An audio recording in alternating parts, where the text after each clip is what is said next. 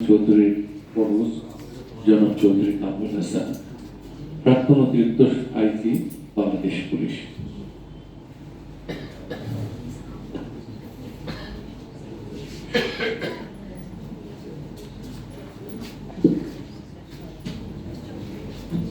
বিসমিল্লাহির রহমানির রহিম। আজকের শোকসভার মাননীয় সভাপতি, সম্মানিত বিশেষ অতিথিবৃন্দ এবং আমার শান্তবিষ্ট রঙের সহযাত্রী, আসসালামু আলাইকুম। আমার অগ্রজ নাজমুল হাসান চৌধুরী সাহেব সম্পর্কে আপনারা এতক্ষণ যা বললেন এবং আমরা যা শুনলাম, এরপরে বোধহয় আমার বলার কিছু থাকে না। কিন্তু তার অনুজ হিসাবে, যেহেতু আমরা প্রায় পিঠে ভাই ছিলাম, আমার বছর 3 বড় তিনি ছিলেন। তার শৈশব, তার কৈশোর, তার যৌবন, তার লেখাপড়া সম্পর্কে এবং কিছুটা তার শেষ যে দিন, গত বৃহস্পতিবার 23 তারিখ, সেদিন সম্পর্কে তার পাশে ছিলাম। তার শেষ মুহূর্ত কীভাবে কেটেছে সেটা দেখেছিলাম, সেটা আপনাদের জানাতে চাই। কারণ সেই অধিকার আপনাদের আছে, কারণ তিনি আপনাদের একজন ছিলেন। আমাদের শৈশব কেটেছে ঢাকার পুরনো শহরে, ফরিদাবাদ এলাকা। ছোট্ট একটা বাসা ছিল। ছোটবেলা থেকে উনি অত্যন্ত মেধাবী ছিলেন এবং তিনি সেন্ট জর্জ হাই স্কুলের ক্লাস 3-তে প্রথম ভর্তি হন, 1-2 ভর্তি হন। আমার আব্বা এবং আম্মা তাকে যেভাবে বড় করেছিলেন, সেই সময় এটা আমাদের কাছে অনেকটা অচিন্তনীয় এবং কি বলবো, অত্যন্ত সাদামাটা পরিবেশ আমরা বড় হয়েছি। আমি গভর্নমেন্ট মুসলিম স্কুলে পড়তাম, আমরা 2 ভাই হেঁটে হেঁটে আসতাম। তিনি লক্ষ্মীবাজারের কাছে যখন আসতেন আর কি, অদ্ভুত ভাগ হয়েছে, তা আমি পাত্তাখান লেন দিয়ে আমাদের স্কুলে যেতাম, মুসলিম হাই স্কুলে। উনি ওই দিক দিয়ে গিয়ে তার সেন্টার তিনি 1962 সালে, এখনকার যেটা এসএসসি, তখন বলা হতো ম্যাট্রিক, সেই বছর ছিল শেষ ম্যাট্রিকের বছর। আমার যতটুকু মনে পড়ে, প্রায় 95,000 ছাত্রছাত্রীর মধ্যে তিনি পরীক্ষা দিয়েছিলেন এবং তার বিগত 2-3 বছর যাবৎ সেন্ট জর্জ হাই স্কুল থেকে ফার্স্ট হতো ম্যাট্রিকে। আমরা তার মধ্যে সেই সম্ভাবনা দেখেছিলাম। কিন্তু যতটুকু মনে পড়ে, সেই বছর ম্যাট্রিক পরীক্ষার প্রশ্নপত্র আউট হয়ে গেছিল, তার মন ভেঙেছিল এবং তিনি আর ফার্স্ট হননি, চতুর্থ হয়েছিল। 95,000 ছাত্রছাত্রীর মধ্যে চতুর্থ এবং সেই সময়। এরপর ভর্তি হয়েছিলেন নর্থ কলেজে, ইন্টারমিডিয়েট সেখানে করেছিলেন। তারপর ইঞ্জিনিয়ারিং ফার্স্ট ডিভিশন পাওয়ার পরে তিনি ঢাকা বিশ্ববিদ্যালয়ের পলিটিক্যাল সায়েন্স, রাষ্ট্রবিজ্ঞানের অনার্সে ভর্তি হন। সেখান থেকে তখনকার সময়ে 64 সালে ভর্তি হয়েছিলেন, 67 সালে তিনি বের হন সেখান থেকে অনার্স কমপ্লিট করে এবং সেকেন্ড ক্লাসে ফার্স্ট হয়েছিলেন। যতটুকু আমার জানা, যতটুকু মনে পড়ে, ফার্স্ট ক্লাস সে বছর কেউ পান। তিনি যে কতটুকু মেধাবী ছিলেন বোঝা যায়। মাস্টার্স করেছিলেন পাঞ্জাব ইউনিভার্সিটিতে, তারপর সেন্ট্রাল সুপিরিয়র সার্ভিস পরীক্ষা দিয়েছিলেন। আমার আব্বার স্বপ্ন ছিল তিনি হয় সিএসপি কিংবা পিএসপি হবেন। তখনকার সময় এই দুটো সার্ভিসকে সবচেয়ে বেশি সম্মানীয় হিসাবে ধরা হতো। তিনি পিএসপি হয়েছিলেন, তারপর চাকরিতে যোগদান করেন এবং আজকের যিনি আমাদের সভাপতি মহোদয় ডক্টর এনামুল হক, তিনি সারদার প্রিন্সিপাল ছিলেন এবং আমার বড় ছিলেন তার ছাত্র। সেই সম্পর্কে, ছাত্র সম্পর্কে হয়তো তিনি 2-4টা কথা বলবেন, আমি সেটা জানি না। চাকরি জীবনে প্রথম তিনি এসডিপিও হন 1972 সালে কক্সবাজার। তার সাথে আমি গিয়েছিলাম। তখনকার সময় রাস্তাঘাট ভাঙাচোরা, অনেক কষ্টে সেই বস্তার মধ্যে কাপড় চোপড় মালামাল নিয়ে কাঁধে নিয়ে মাথায় নিয়ে তার সাথে ওই ওদের কি শুভ উদ্ভিদ ছিল বোধহয়, যেটা ভেঙে গিয়েছিল চিটাগের উপরে যাওয়ার জন্য। কিছু কিছু মনে পড়ে সব। আমরা দুজন অত্যন্ত ঘনিষ্ঠ ছিলাম, যদিও বয়সের কিছুটা পার্থক্য ছিল, কিন্তু ছোটবেলায় একসাথে ঘুমানো, একসাথে খাওয়া, একসাথে স্কুলে যাওয়া, সবকিছু মনে পড়ে।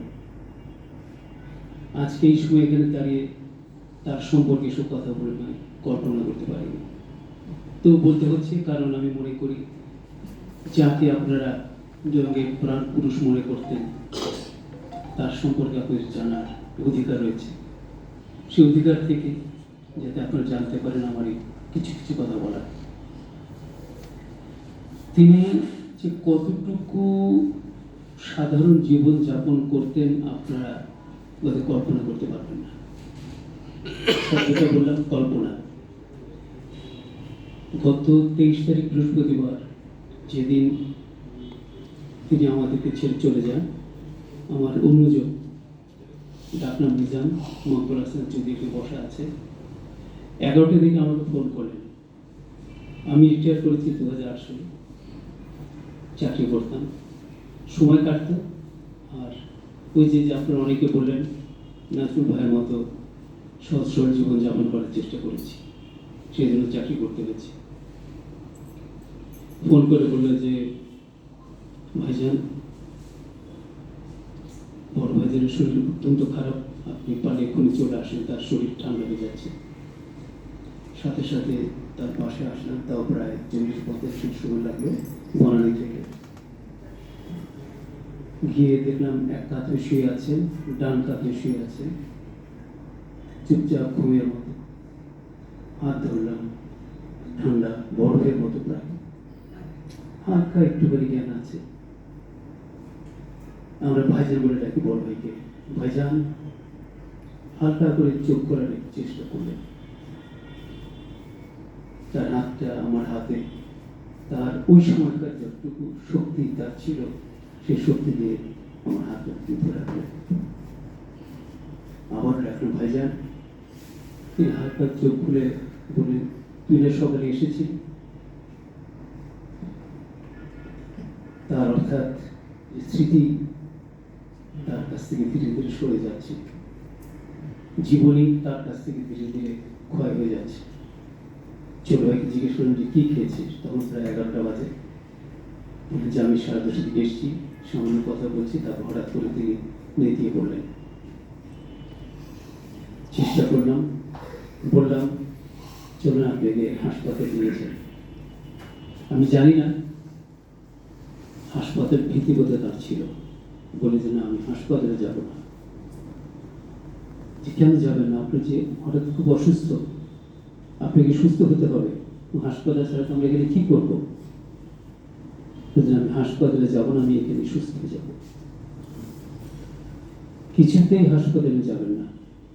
এক পর্যায়ে বললেন যে হাসপাতালে গেলে তো আমাকে অ্যাডমিশন নিতে হবে, আমি একা কি করে থাকবো। একাকিত্বকে তিনি ভীষণ ভয় পেতেন। যাই হোক, পরের যে কিভাবে শেষ সময়গুলোর কথা পরে বলছি, এর মধ্যে আর একটু কথা বলি। আমার বড় ভাইয়ের একটি ছেলে, আপনারা পরিচিত হয়েছেন, তানভীর হাসান চৌধুরী, ডাকনাম বাপি। ভীষণ স্নেহে বড় হয়েছে সে, আমরা স্নেহ করতাম। খুব চমৎকার তবলা বাজাতো। বলা চলে কিছুটা সঙ্গীত পরিবারের আমার সদস্য। আমার আব্বা সেই ছোটবেলায় হারমোনিয়াম বাজিয়ে গান গেতেন, আমাদের তবলা ছিল না ছোটবেলায়, তখন ত্রিপলে পড়ি। তিনি হারমোনিয়ামে গান গেতেন, আমরা সেই কোথায় ল্যাপটপ টিপা ছিল ওটাতে তাল দেওয়ার চেষ্টা করতাম। আমরা 3 ভাই পাশে বসে শুনতাম। সেই পরিবারেই আমরা। বড় ভাই সঙ্গীতের দিক থেকে যেমন ধীরে ধীরে ডুবে গেছে, তেমনি সাহিত্যের প্রতি তার অগাধ একটা বলা চলে ভীষণভাবে ভালোবাসতেন এবং এই কবিতা লিখতেন, চমৎকার সব কবিতা। খুব অনেক তার কবিতা অনেক জায়গায় প্রকাশিত হয়েছে। বাপিকে যেমন তিনি তবলা বাজাতে সহ দিয়েছিলেন, আমার ছোট ছেলে যার বয়স এখন 40, তার বয়স যখন মাত্র 6, তখন আমার বড় ভাই ছোট্ট একটা গিটার নিয়ে এসে বলছিলেন, তুমি গিটার বাজানো শেখো। তখন থেকে আমাদের উদ্বুদ্ধ করতেন। তিনি নিজেও গিটার শিখতেন। সেই 60-এর দশকের মাঝামাঝি শামু ভাই নামে কি শামুদা নামে গ্যালেরিয়াতে তিনি থাকতেন, তাদের শেখাতেন। তিনি তিনি যেতেন, হেঁটে হেঁটে যেতেন, শিখে আসতেন। সেই থেকে তার সঙ্গীত এবং সাহিত্যের প্রতি একটা ছোঁয়া, সে যে সৃষ্টি হয়েছিল জীবনের শেষ দিন পর্যন্ত, সেটা রয়ে গিয়েছিল। তারপরে বাপি চলে গেল প্রায় 17-18 বছর আগে। জীবন এবং জীবিকার তাড়নায় চলে যায়। তিনি যেতে দিয়েছেন, বড় হতে হবে। বাপি ডাক্তার, এই স্কয়ার হাসপাতালে সে চাকরি করে গেছে। তারপর ভাবিকে নিয়ে তার দুজনের সংসার সেই 80-র দশকের শুরুতে মাঝামাঝি হবে, যেখানে তিনি সরকারি একটা কোয়ার্টারে বসবাস করতেন। সেখানে তার শিল্পী জীবনের তিনি শুরু করেছিলেন শব্দসুর নামে একটা সংগঠন। শব্দসুর সপ্তাহে একদিন সেখানে বসা হতো, সোমবার, যতটুকু মনে পড়ে। আর ভাবি ছিলেন নৃত্যশিল্পী, তার সঙ্গের নাম ছিল মৃদঙ্গ, শব্দসুর মৃদঙ্গ। তারপর এক সময় দুটো মিলে একাকার হয়ে গেল, মৃদঙ্গ নামে রয়ে গেল সেই সংগঠনটি। ভাবি কঠিন একটা অসুখে আক্রান্ত হয়ে গেলেন, ধীরে ধীরে ক্ষয়ে যাচ্ছিলেন, বুঝতে দিতেন না। বড় ভাই আপ্রাণ চেষ্টা করে থাকে সেই অসুখ থেকে তাকে বের করে আনার জন্য। উপর আনার ইচ্ছা নেই, পারেননি। সেই 1900 সম্ভবত 18 সালের দিকে, বাপি কোন সালে মনে আছে? 18 সাল না, 2018 সালে এক বিকেলে, জুন মাসে 13 জুন না, 23 তারিখ, ভাই সেই ভাইয়ের কোলে তিনি শেষ নিঃশ্বাস ত্যাগ করেন। তারপর থেকে ভাই হয়ে গেলেন সম্পূর্ণ নিঃসঙ্গ, একাকী একটা জীবন, যেটা কল্পনা করা যায় না। এবং তখন মৃদঙ্গ ঘটেছিল তার সবচেয়ে আপন, তার চিন্তায়, চেতনায়, স্মরণে, সকলে প্রতিটা মুহূর্তে এই মৃদঙ্গকে নিয়ে ভাবতেন।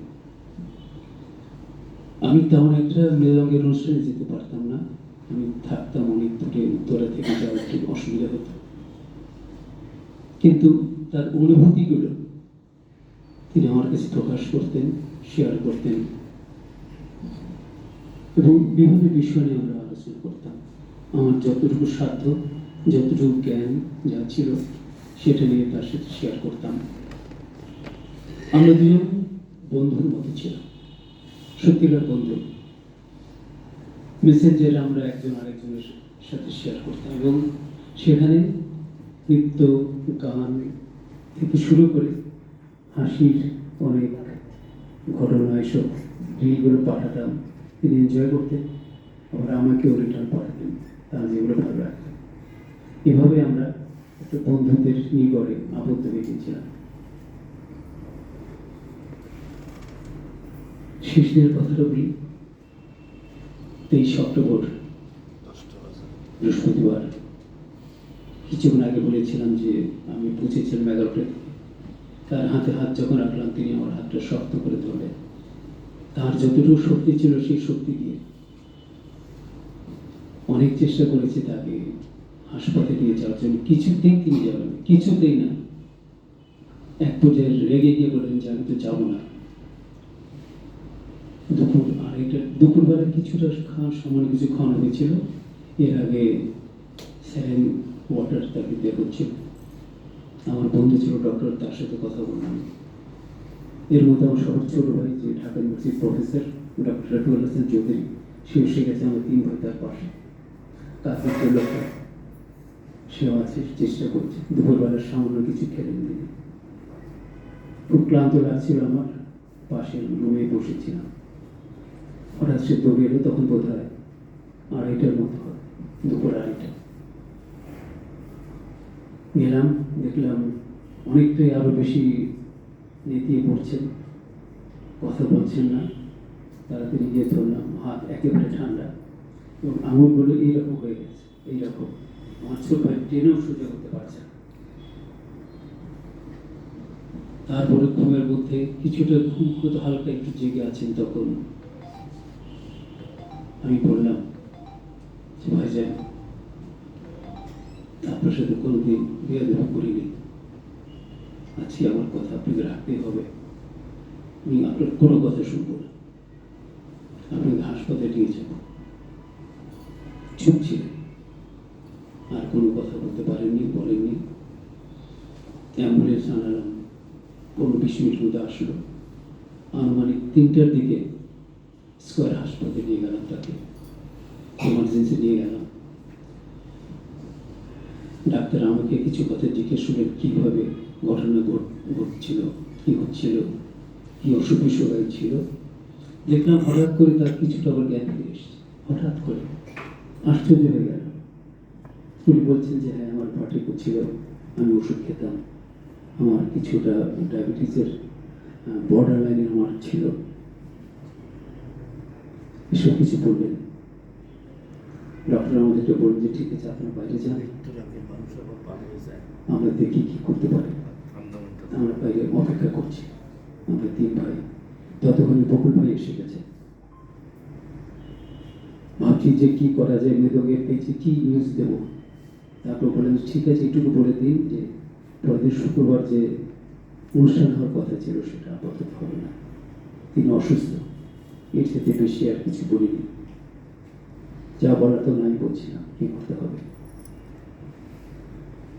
প্রায় 20-25 মিনিট পরে গিয়ে, হাফ অ্যান আওয়ার পরে ডাক্তার খবর দিলেন যে তার হার্ট দুর্বল হয়ে যাচ্ছে কমে, তার ব্লাড সুগার 20 ছিল। র্যান্ডম ছিল বলে হয়তো 20, হয়তো অ্যাকচুয়াল 14-15 একটা এরকম কিছু হয়তো হতে পারে। ইসিজি দেখলাম, ইসিজিতে তখন মোটামুটি, আমি তো ডাক্তার না, তার প্রয়োজন যে এরকম টানা টানা থাকে না, যেটা হার্ট বিটটা কেমন হচ্ছে বোঝা যায়। তখন বলছে আমরা সিপিআর করে যাচ্ছি, তার আবার হার্ট অ্যাক্টিভেট হচ্ছে। কিছুক্ষণ পরে আমাকে ডাকলেন, আমি গেলাম। পুলিশ দেখেন ওনার হার্ট একেবারে প্রায় বন্ধর অবস্থা চলে গেছে। ইসিজি যে পেজটা ছিল, নিচে মাত্র 3টা, প্রথম দিকে শুধু একটা নিচে এরকম দাগ, মাঝখানে একটা এরকম দাগ, একদম ডান দিকে একটু বলে যে হার্ট প্রায় অচল হয়ে যাচ্ছে। এই মুহূর্তে তাকে সিসিউতে নেওয়া দরকার, আপনাদের অনুমতি দরকার। মিনভাইল সারাদিন আমি বাপির সাথে যোগাযোগ করার আপনার চেষ্টা করে গেছি, এখানকার দিন আর ওখানকার রাত যোগাযোগ করার সময় ওঠেনি। যখন বিকেল 5টা, 5:30 তখনও কথা বললাম, আমাদের সাথে জানালাম, বললাম যে সিতে নিয়ে যাবো, পারমিশন দরকার, তুমি ছেলে, তুমি বলে আমরা তাকে পাঠাই। তুমি যে চাচ্ছে কোনো উপায় নেই, বলে দেন যে হ্যাঁ। সিসিতে নিয়ে গেল, তখন 5টা, 5:30 ঘন্টাখানিক পর, কিন্তু তার একটু কম সময়, আমার ছোট ভাই আর বকুল ভাই তার উপরে গেলেন ইমার্জেন্সিতে খবর জানার জন্য কি অবস্থা। কিছুক্ষণ পর আসেন, এসে বললেন, ডক্টর বলছেন যে খুব একটা ভালো না, সিপিআর করছি। যখন সিপিআর করি তখন তার জ্ঞান কিছুটা ফিরে আসে, জ্ঞান অর্থাৎ হার্টটা সচল হয়, এরপর আবার নিষ্ক্রান্ত হয়ে যায়। বললেন যে আপনার আল্লাহকে স্মরণ করেন। তখনই মনে বিরাট করে একটা খটকা লাগলো, বোধ আর তাকে ফিরে নিয়ে যেতে পারবো না। বসে আছি, অপেক্ষায় আছি। সন্ধ্যা 7টার দিকে আমাদেরকে খবর দেওয়া হলো যে ইমার্জেন্সিতে ডেকেছে। আমরা 3 ভাই গেলাম সেখানটা। ডক্টর দাঁড়ানো, ভাই বেডে শোয়া আছে, বুকটা একটু একটু উঠানামা করছে। আমি আবার কিছুটা আশান্বিত হলাম। দেখলাম যে পাশে যে মেশিন যেটা আছে, যেটাকে ব্রিদিংটাকে ঠিক রাখার জন্য, এটা আমি ডক্টরের টার্ম বলতে পারছি। ডক্টর বললেন, ব্রিফ করলেন যে দেখুন আমরা আপ্রাণ চেষ্টা করেছি তাকে বাঁচানোর জন্য। যতবার সিপিআর করি বুকের চাপ দিয়ে এইভাবে কিছুটা জ্ঞান আসে, কিছুটা হার্ট সচল হয়, এরপর আবার সেই হার্ট বন্ধ হয়ে যাচ্ছে, কিছুতেই পারছি না। আর মেশিনের যে শক্তি সেটা ওনার হার্ট ধারণ করতে পারছে না। বলে যে তাকে দেখেন একটা বড় জিরো মেশিনে, বলে যে ওনার হার্ট বন্ধ হয়ে গেছে। আমাদের যা বোঝার বোঝা হয়ে গেছে। বলেন যে আপনার ব্যবস্থা নিয়ে কি করবেন, আমরা সার্টিফিকেট দিয়ে দিচ্ছি, ডেথ সার্টিফিকেট। বাকিকে জানালাম। ও বোধহয় মনে মনে কিছু ভেবেছিল যে এরকম একটা চোখ হয়েছে পারে। বলে যে চাচা আমি আজ রাতে যেভাবে হোক আমি রওনা দেব। 24 ঘন্টা লাগে। আপনারা জানেন যে কানাডা থেকে ঢাকায় আসতে প্রায় 24 ঘন্টা লাগে। সেই সাথে তাৎক্ষণিকভাবে প্লেন টিকিট পাওয়া একটা অনেকটা দুর্গ। তারপরে সে আপ্রাণ চেষ্টা করে গেছে। আমরা তার ডেড বডি গ্রহণ করলাম, সিদ্ধান্ত নিলাম। ততক্ষণে আরো কয়েকজন মৃতঙ্গের উনি এসছে, আরো কয়েকজন ছিল, আমার ঠিক মনে পড়ছে না নাম। তারা আমাদের সাথে আলাপ করলাম যে কি করা যায় এখন। শেষে সিদ্ধান্ত নিলাম যে তাকে গোসল করিয়ে কাপড় পরে মর্চরে রেখে দেব।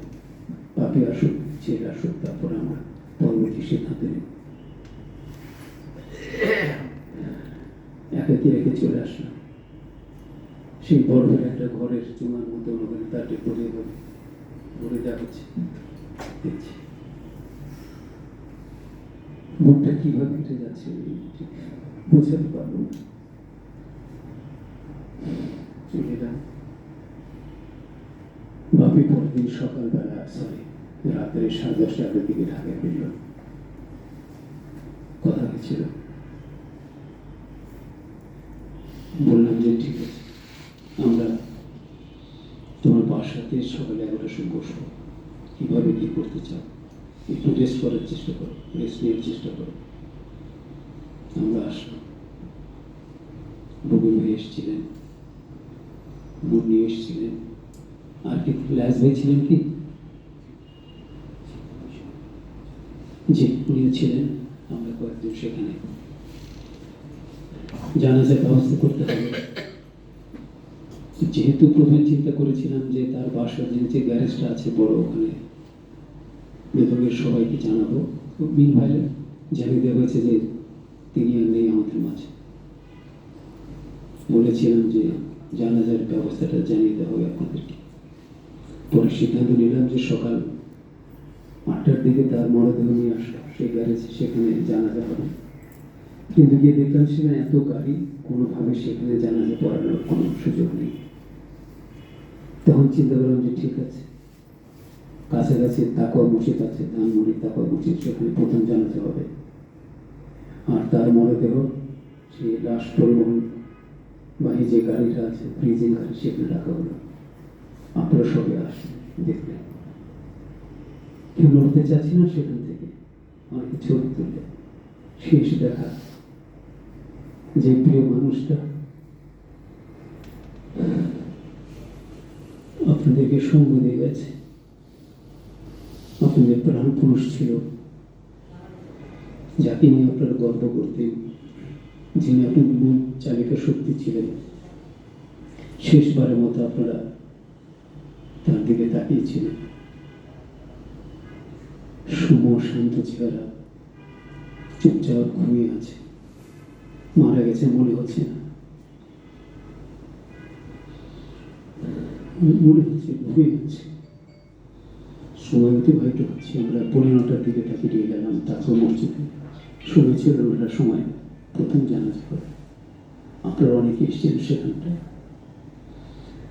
জানাজা হলো, যেহেতু তিনি পুলিশ অফিসার